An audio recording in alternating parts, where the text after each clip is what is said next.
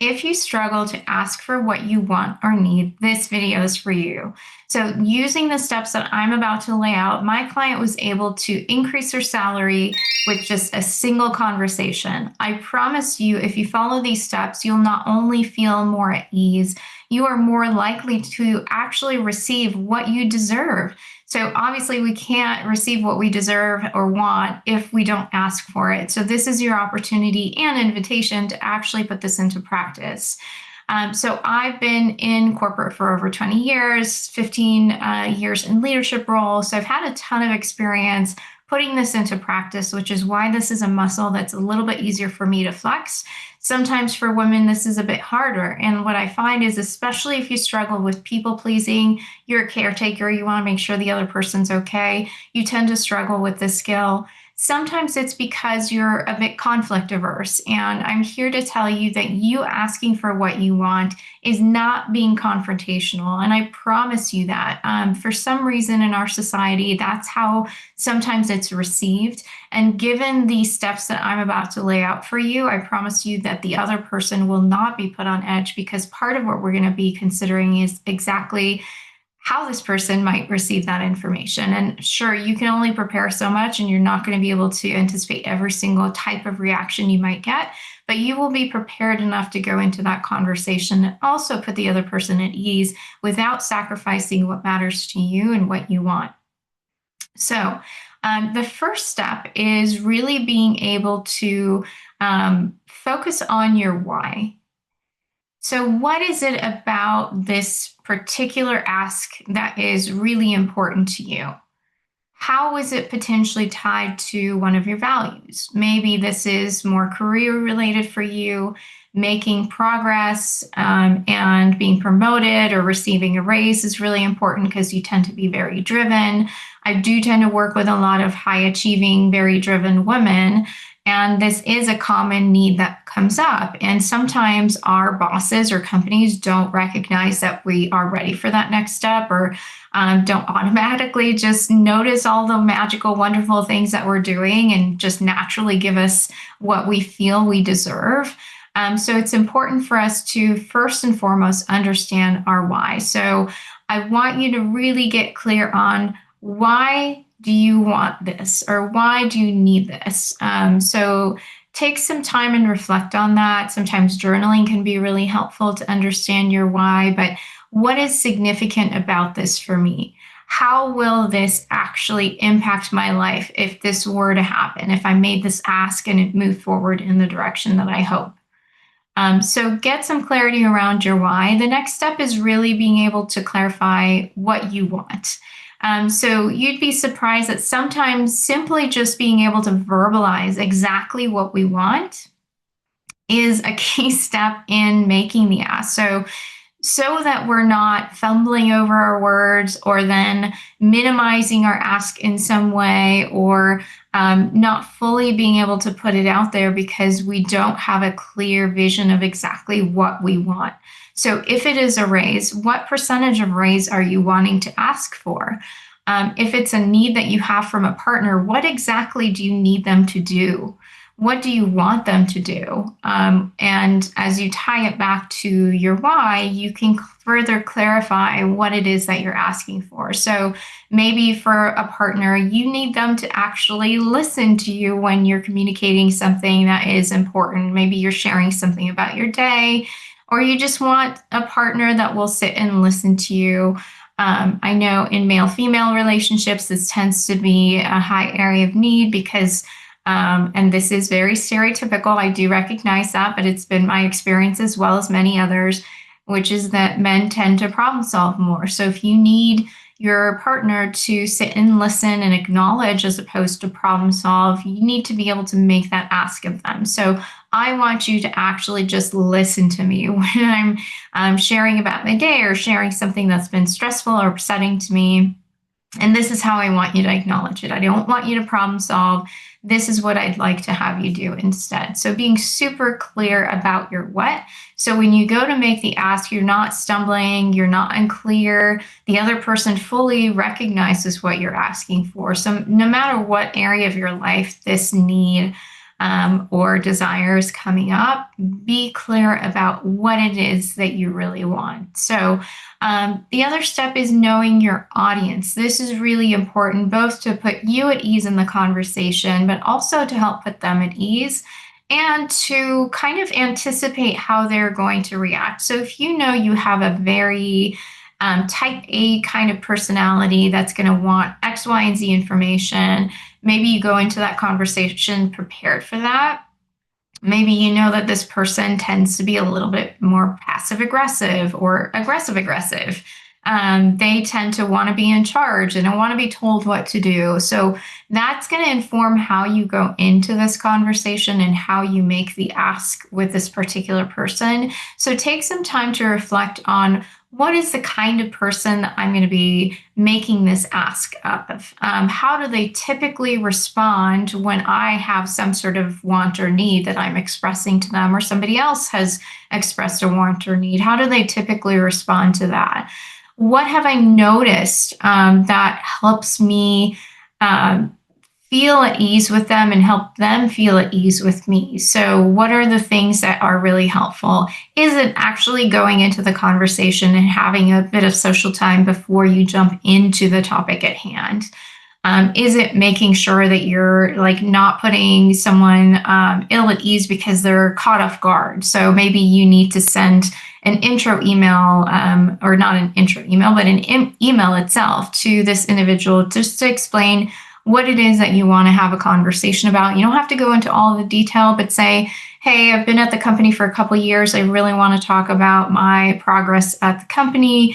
And I'd like to use our next one-on-one to have that conversation. And so as I say that, I do want to make sure that when you're going into this conversation, you're also not in a situation where you're feeling like you have to prove yourself. This is especially important when it comes to career-related conversation. So this can be an area of challenge. Like, how do I show that I deserve a raise or I deserve this promotion? So if the person is really data oriented, you might need to bring some numbers into the conversation, but have conviction in knowing that you deserve what you're asking for. If you're wishy-washy about what you think you deserve, they're not going to respond very strongly in a positive way to what you're asking for. So go into it with conviction of knowing exactly what you deserve, without second guessing yourself. And one of the ways that I advise clients to do this is have a wall of love for yourself. So what I mean by that is anytime you get like client feedback, colleague feedback, any kind of positive experiences that you had, you collect all of these and you have something that you can reference. This is also like accomplishments that you had, any significant milestones or projects you've completed. Have an ongoing list of things that are really helpful for you to refer back to and really acknowledge and celebrate for yourself what you've accomplished. Usually, as a highly driven individual, you are likely just jumping from one thing to the next and not necessarily taking the time to celebrate everything you already have accomplished. So sometimes just that simple exercise of listing out all of the things that you've done, and make sure it's a combination of qualitative and quantitative metrics, if you will, or successes that you've had. So you get a comprehensive picture of everything that you've done, but use that to inform yourself going into the conversation, as opposed to, well, let me tell you all the reasons why I deserve this. You're going in with, I'm going to have to prove myself mindset versus, no, I actually deserve this. I deserve to get this raise. I know the reasons why. This person I'm talking to might be data oriented, so I'm going to bring some numbers with me to the conversation, and share those if necessary in the conversation. But I'm not going to go in and try to prove myself to that person because I already know I'm deserving. So that's really, really important for you to go into that conversation without having to prove yourself. And then you actually have to act on it. So having the conviction to make that commitment to move it forward and then following through with it. And I would ask you to do this without being attached to the outcome. Now, I just mentioned how you should really have conviction in what you want and deserve, and not to be wishy-washy about it, and not to, vacillate around that, or have to prove yourself around it. And at the same time, it's important to recognize that you cannot control everything. So you can very clearly ask what you need or want. You can very effectively communicate with the person that you're meeting with or having the conversation with. And they might not agree to what you want. And I know that that can be really challenging. It can be really difficult. It can feel disheartening. And what I want you to really focus on is that allows you to then have another choice. So let's say you do ask for a raise and your boss says, you know what, we can't give you a raise this year for X, Y, and Z reason. We can revisit this conversation next year. You get to decide what happens next. You can say, you know what, I understand, let's say the financial circumstances of the company don't allow them to give you a raise at this time. I would like to revisit this in 6 months as opposed to a full year. Can we agree to that? So that could be a way that you put it. You can just simply agree to it and at the same time be looking for other opportunities that might better support the kinds of opportunities you want to have, the experiences you want to have, and the salary or overall compensation package that you feel you deserve. I know that's easier said than done, especially in today's economy, but it's important to recognize that you're not just trapped in this one way of being. You're not just like trapped in this one opportunity. There is more that you could be doing to expand what is possible for you. And that is really what coaching is so helpful for, is expanding your perspective on what is possible for you. So for yourself, try to go into that conversation letting go of that attachment to the outcome and recognizing that, you know what, I would love for this to work out the way that I want it to, for me to get what I'm asking for. And if that doesn't work out, I'm ready to make another choice. You may not be able to make it right away. Maybe you need some time to reflect on it. So just know exactly what you want to do with that. When you're going into the conversation, touching back on what you just went through, your own steps for preparing for it, start with your why. You can be very specific. I've been at this company for X number of years. I've accomplished X, Y, and Z, and this is what I want. So I know I just said don't go in proving yourself. You stating some facts is not you proving yourself.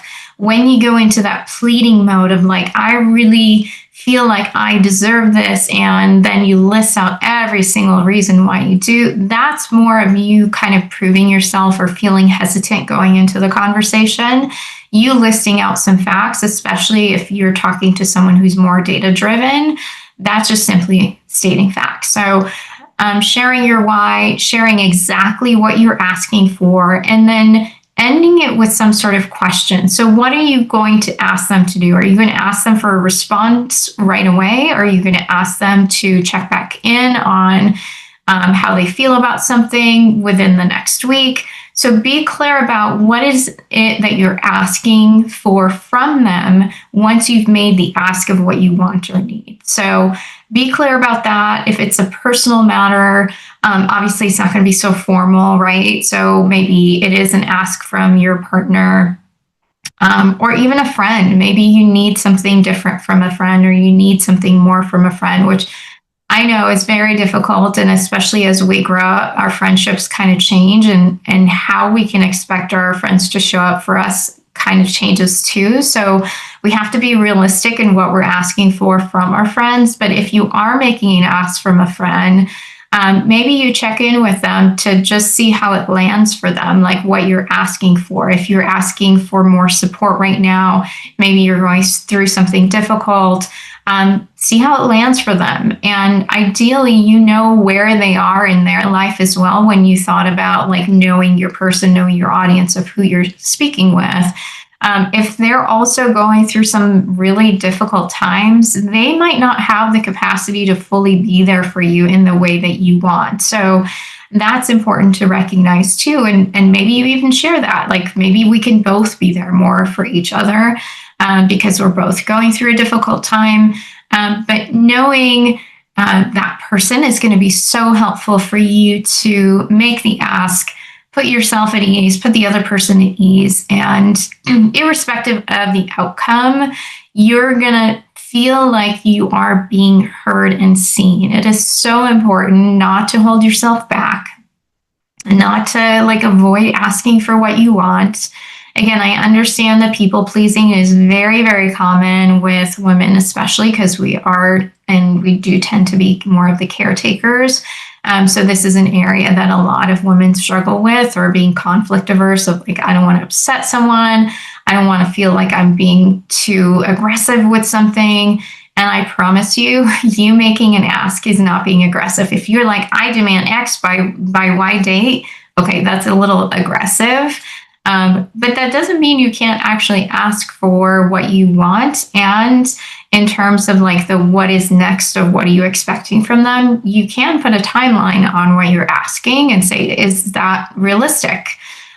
So I think that's going to be really helpful. And as you're thinking through this, always remind yourself that you have choices. It can feel very unrealistic in the moment of like, well, yeah, sure, Dell, it's really easy to say, but I feel I'm very limited right now because of X, Y, and Z reason. And you have all these reasons why it may not go your way. But at every step in any kind of interaction, in any kind of relationship, you have choices that you can make. So think about those choices and maybe have that even be part of your exercise of the planning, the preparation for the conversation. If it doesn't go my way, what are my choices? So you can anticipate that going into the conversation. So when you get that response, if it is not in support of what you had hoped, you can still make that request in a way that supports you and allows you to recognize that you're going to be okay. Whatever happens, you can make another choice at that next stage. So recognize that, have that be part of your preparation. So as much as possible, I encourage you to advocate for yourself, to speak up. Don't hold back what you want or need. You deserve to feel heard, you deserve to be seen, and you deserve to get what you deserve. So make sure that you take the time to prepare for the conversation, especially if you feel tense during these conversations or uncomfortable or ill at ease or whatever it is that it brings up for you. The more you're prepared without like going too far into that and like overthinking it for weeks and weeks on end. Once you do the prep, I would invite you to take action within a week. That may sound really terrifying right now, depending on what it is that you're contemplating that you want to do, but don't hesitate, don't overthink, and don't have that perfectionism that we struggle with be the thing that slows you down from getting what you deserve or allowing you to make steps towards what you want or need for yourself. So put that into practice. I would love to hear from you how it goes, what you ended up applying this to, and any feedback you have about the experience you have for it. I would love to hear that from you. I believe in you. You can absolutely do this, even if it feels really difficult right now because it's not a muscle that you flex very often. You absolutely can do this.